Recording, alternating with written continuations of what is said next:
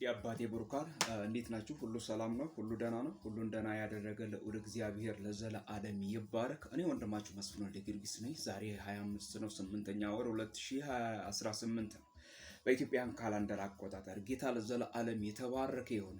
ወዳጆቼ ወንድሞቼ፣ ይህንን ዘመን እንድንመረምር ይገባል። ቀኖች ክፎች ናቸውና ዘመኑን ዋጁት ተብሎ ተጽፏል። በዚህ ዘመን ልነቃ ይገባልና በዚህ ዘመን ደግሞ ከሚነቁት ሆነን ደግሞ ጌታን እንድንጠብቅ እግዚአብሔር አምላክ ይርዳን።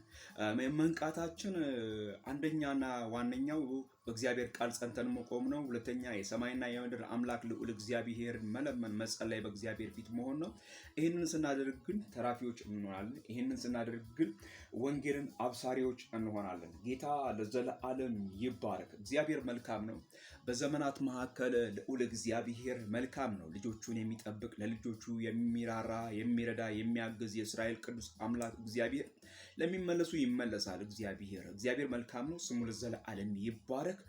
በቲክቶክ በቴሌግራም በማህበራዊ ሚዲያ ጌታ የምታገለግሉ ለጌታ የምትዘምሩ ለጌታ የምታጥኑ መልካም አድርጋችኋል። ነገር ግን ጸሎት ይታከልበት፣ የእግዚአብሔርን ቃል ማንበብ ይታከልበት፣ ሙሉ አካል እንዲለብስ ወይም ደግሞ በእግዚአብሔር ፊት እንዲቀርብ እግዚአብሔር እንዲያሸተው ይሄንን አድርጉ እያል ከሁላችሁም የማንስ ወንድማችሁ መስፍን ይሄንን ምክር እመክራችኋለሁ።